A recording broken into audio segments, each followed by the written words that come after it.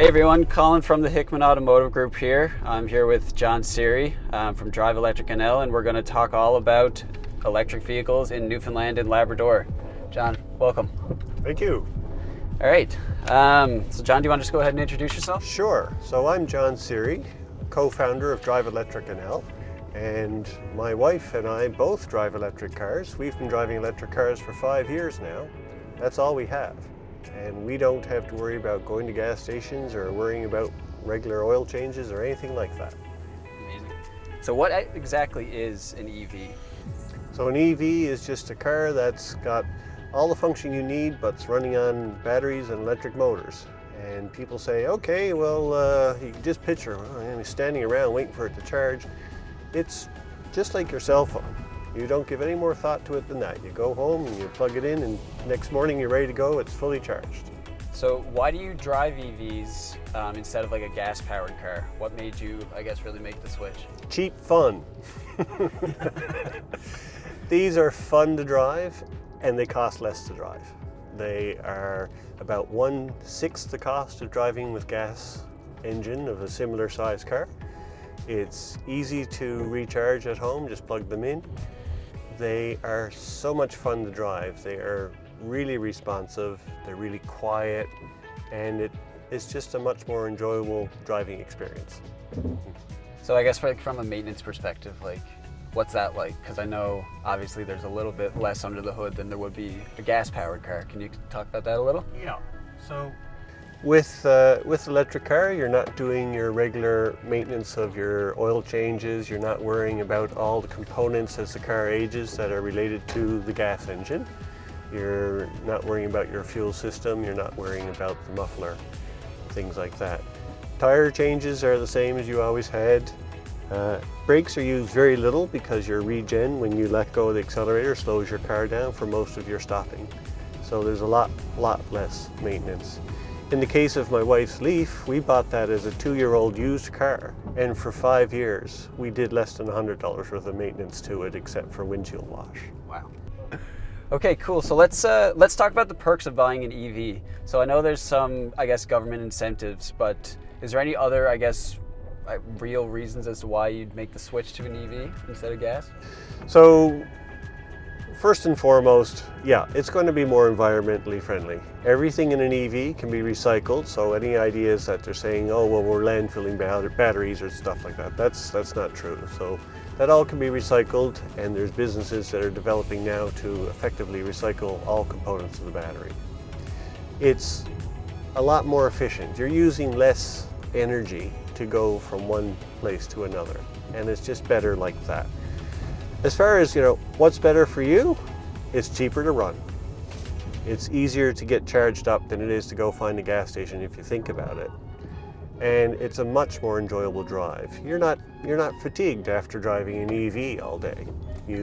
It's a quieter ride. It's a lot quieter, which is a lot of the fatigue of driving a gas car is the noise that comes with it. Yeah, that's amazing. Like we've been driving for 10 minutes. I haven't heard like anything that you would normally hear from a gas-powered car, which is kind of creepy from my perspective, but it's super cool too. I'll accelerate now, and you're not going to hear anything except the wheels on the road. So. And you get that instant torque too. So instant torque. It's such a nice drive. Yeah. Absolutely nice drive. Cool. So I guess from a charging perspective, so I guess there's a lot of misconceptions probably out there about, like what happens if I'm just out around, like where am I going to charge? I guess where is most charging done? Yeah. So most of your charging is done at home. The range on a typical EV is several days of regular driving for you. So if you charged each night and you start today, you can make all of those trips if you're going to work, bringing the kids to activities, if you're going shopping, going out to visit relatives. All of that stuff is well within the range of a typical EV that's bought now. If you really want to drive across the province though, there are fast chargers now put in by Newfoundland Hydro all along the Trans-Canada, and you can plug in and charge at those. If you've really run a long distance and you want to run another long distance, you need a full charge, just make that stop your lunch stop. And by the time you've had your sandwich and a coffee, you've and pretty much charge back to where you need to go. Cool.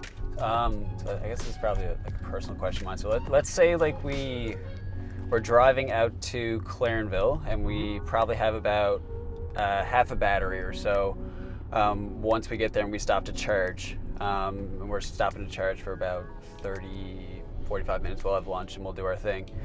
How much, I guess, will that recharge? Like, how much more range will I have? Like, will that fully restore my battery, or like, will that give me, I guess, a comfortable amount to drive my next distance before I really have to charge again? It depends on the charger and the size of the battery in your car. That's why that question has got a couple of different answers to it. But on an average car like this, say a 400 kilometer range car, which would be the Bolt, if you went to Clarenville and used up, say, half, 2/3 your battery, just allow for a simple lunch and you will have plenty of charge to turn around then and come back to town if that's where you're going.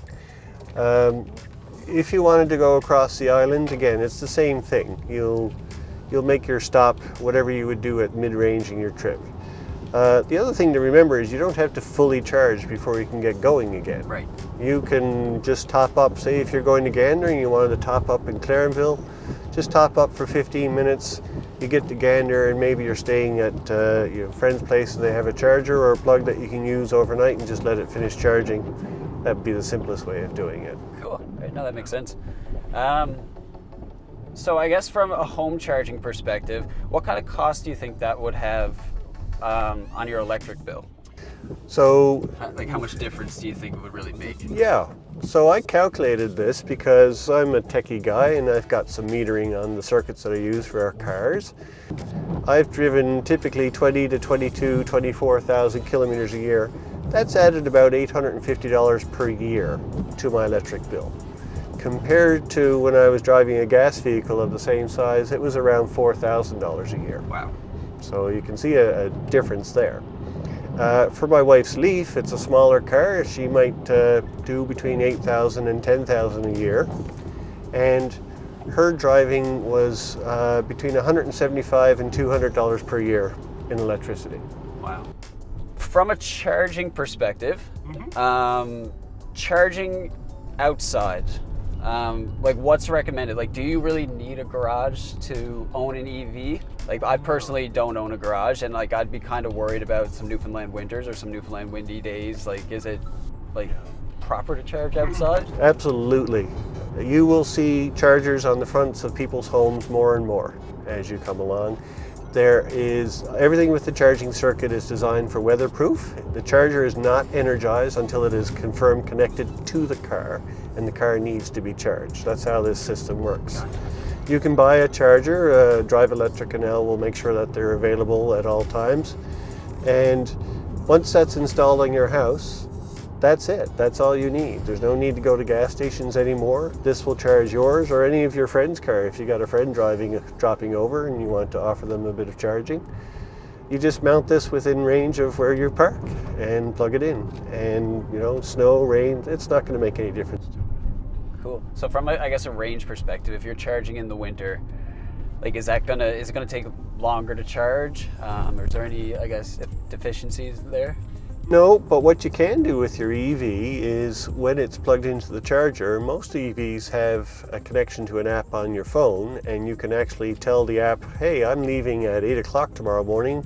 While you're connected to the charger, make sure the battery's fully charged. Oh, and preheat and defrost the entire car. And when you look out at 8 o'clock in the morning, you've had snow overnight, or worse still, freezing rain. All the cars around you are caked in this stuff that's going to take you 20 minutes to get it off. Your EV is all completely cleared off. It's instantly warm too, It's isn't it? instantly warm. Yeah. It's not been idling in the driveway. You didn't run down the tank of gas. You have simply just used the power that you already have in your home to make your car comfortable to get into. Amazing. Yeah, love it. The affordability of electric cars. So right now it's, upwards of at least $45,000 to buy a car. Like, kind of talk about, the affordability of that versus gas. Well, the average gas car at the end of 2019 was $52,000 in Canada. Wow. And the starting price for EVs is $45,000. There you go. And there's also a $5,000 federal rebate available on most of the EVs that are out there now. Yesterday was announced a $2,500 provincial rebate, and it's mentioned in an application to the regulator from Newfoundland Hydro, Newfoundland Power, that they're looking to encourage EV adoption. So that would likely mean that we could have some incentive there as well. So getting into an EV is being made as affordable as possible. But don't forget that once you're there, your savings start immediately. And it's something where you don't have to worry about that big repair bill coming up in quite the same frequency. There's no oil changes. The mufflers. What's a catalytic converter? What, there's a water pump, what's that? There's all of these, gas tank repairs, a head gasket. You don't hear about that quite so often, but there are these costs that you have to think about as your car gets older. Whereas an older EV, you get a little bit of degradation on the battery and it still runs as a beautiful functioning EV with all the same responsiveness as the D. So all of it makes sense. All of it makes sense. It's, maybe we'll cut this part out. I find, in my personal opinion, Newfoundland is always a little bit late to adopt to a lot of things, and we also have a bit of stubbornness in our province in getting to change a lot of things as well. Yeah. So I guess you can also see that from the amount of charging ports that are here compared to other places in Canada. When do you think, I guess, people will soon really start to realize that EVs are coming, and they're coming fast? EVs will come to Newfoundland in every community when the first person buys the electric truck, whichever brand they get. And they roll in and they pull in 14,000 pounds, and they have the outlets in the back that they can plug in their tools to, that they can tow, that they can run it at a fraction of the cost, and they have far better performance, and they don't make a sound. And when the people see, oh my gosh, I can get all of that and it's cheaper to run, and it has all the capacity and the cargo space in it, that's when it's not going to be a case of why are we putting in those chargers or what are you doing that for. It's going to be when can I get one? And that's going to happen really fast. And it's not just going to be people, it's going to be businesses. Businesses are huge for this kind of thing. The best story I've had in businesses, you have a small business, you have a delivery vehicle, you have that little service vehicle. What's your process to go get gas and maintenance done? You tie up an employee, you send them out with the company credit card, which might be the business owner's own personal credit card. Mm-hmm. They go out to get gas, as one business owner told me. They go out to get gas, two guys always seem to go, they take an hour and they come back with Tim's. Where's the efficiency in that? Whereas when it's an electric vehicle, the car comes back to the business, they plug it in, they're already got a power connection, they already have an account for supplying power. And now they are able to keep on top of those costs. Right. They don't have to worry about other things happening at the time. They save all that time and all that maintenance. It's a huge thing. And if your business is out there with something that's, delivering to people's homes in an electric vehicle that's quiet and doesn't make any noise or smell as it delivers and so on, now your business looks good. Right. Absolutely. For sure. All right, so thanks, Jon, so much for coming out and letting us know all about EVs and answering a lot of the tough questions that we really had. We hope you guys learned a little bit more about EVs, and if you have any more information, be sure to check out the Drive Electric NL group. Thanks, guys. Thank you. See ya.